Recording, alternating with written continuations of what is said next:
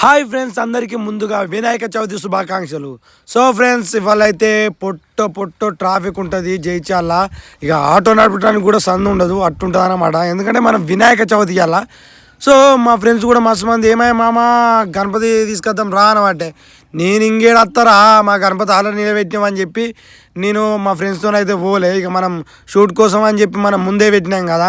So ఇక మేమందరం మంచిగా స్నానం చేసి మా మట్టి గణపతి దగ్గరికి అయితే వచ్చినాం అన్నట్టు. వచ్చి ఇక గంట దీపాలు వెలిగించి అక్కడ ఫ్రూట్స్ అండ్ పాయాసం కూడా రెడీ చేసి పెట్టినాం అన్నమాట. ఇక మా చిన్నోళ్ళు చూడుర్రి మస్తు ఎక్సైటింగ్గా ఫీల్ అవుతారు.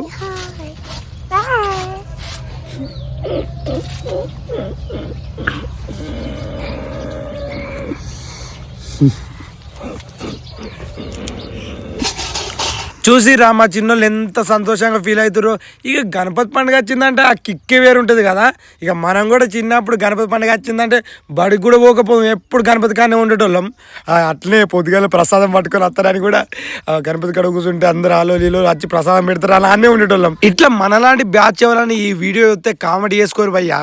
సో ఇక మేమైతే దేవునికి మంచిగా మొక్కి బొట్టు పెట్టుకొని ఇక కొబ్బరికాయ అయితే కొట్టినాం. కొబ్బరికాయ కొట్టేటప్పుడు మా చిన్నేమని మొక్కిందో ఒకసారి చూడురి.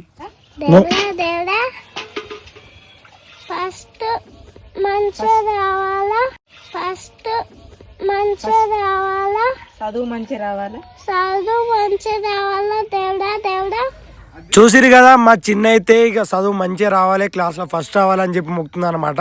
ఇక చిన్నప్పుడు కూడా మనం గట్టే మొక్కటోళ్ళం కదా. ఇక అరే మంచిగా మొక్కురా మంచిగా మొక్కు అని మాయ అయితే కట్టబడుకుని మంచిగా మొక్కు చదువు మంచిగా రావాలో బడిమే ఒక్క అక్షరం వస్తలేదని పొట్టు తిరుగుతుండే.